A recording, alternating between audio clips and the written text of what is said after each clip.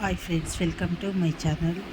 ಆಸೆ ಧಾರಾವಾಹಿ ಸಂಚಿಕೆಯಲ್ಲಿ ಇವತ್ತೇನಾಗುತ್ತೆ ತಿಳಿದುಕೊಳ್ಳೋಣ ಬನ್ನಿ. ಈ ಕಡೆ ಮೀನಾ ಮನೆಗೆ ಬರ್ತಾಳೆ. ಮನೆಗೆ ಬಂದು ಅವರಮ್ಮ ಯೋಚನೆ ಮಾಡ್ತಾ ಇರೋದನ್ನ ನೋಡಿ, ಅಮ್ಮ ಯಾಕಮ್ಮ ಏನಾಯಿತು ಅಂತ ಹೇಳಿ ಕೇಳಿದಾಗ ಅವ್ರು ಇನ್ನೂ ಯೋಚನೆಯಲ್ಲೇ ಮುಳುಗೋಗಿರ್ತಾರೆ. ಆಗ ಅವ್ರನ್ನ ಮುಟ್ಟಿ ಅಲ್ಲರ್ಸಿ, ಯಾಕಮ್ಮ ನಾನು ಇಷ್ಟು ಮಾತಾಡ್ತಾ ಇದ್ದೆ ಸುಮ್ಮನೆ ಇದೆಯಲ್ಲ ಅಂತ ಹೇಳಿದಾಗ, ಏನಮ್ಮ ಮಾಡಲಿ, ನನಗೆ ಕನಕಂದೇ ಯೋಚನೆ ಆಗೋಗ್ಬಿಟ್ಟಿದೆ ಅಂತ ಹೇಳ್ತಾರೆ. ಯಾಕಮ್ಮ ಅಂಥದ್ದೇನಾಯಿತು ಅಂದಾಗ, ಅವಳು ಮುಂಚೆ ಕೆಲಸ ಮುಗಿಸ್ಕೊಂಡು ಮನೆಗೆ ಬರ್ತಾಯಿದ್ಲು, ಅವಳು ಪಾಡಿಗೆ ಅವಳು ಇರ್ತಾಯಿದ್ಲು. ಆದರೆ ಈಗ ಮುಂಚೆ ಥರ ಅವಳಿಲ್ಲ.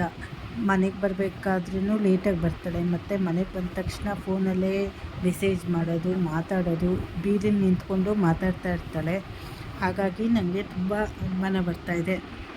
ಇವೆಲ್ಲ ನೋಡ್ತಾಯಿದ್ರೆ ಅನುಮಾನ ಬರೋ ಕೆಲಸ ಅಲ್ವಾ, ಹಾಗಾಗಿ ನನಗೆ ಅನುಮಾನ ಬರ್ತಾಯಿದೆ ಅಂತ ಹೇಳ್ತಾಳೆ. ಆದರೆ ಮೀನಾ ಅವಳ ಪ್ರೀತಿ ವಿಷಯವನ್ನು ಅವಳ ತಾಯಿ ಹತ್ರ ಹೇಳ್ತಾಳಾ ಇಲ್ವಾ ಅಂತ ಹೇಳಿ ಮುಂದಿನ ಸಂಚಿಕೆಗಳಲ್ಲಿ ತಿಳಿದುಕೊಳ್ಳೋಣ. ಚಾನಲನ್ನು ಲೈಕ್ ಮಾಡಿ, ಶೇರ್ ಮಾಡಿ, ಸಬ್ಸ್ಕ್ರೈಬ್ ಮಾಡಿ. ಧನ್ಯವಾದಗಳು.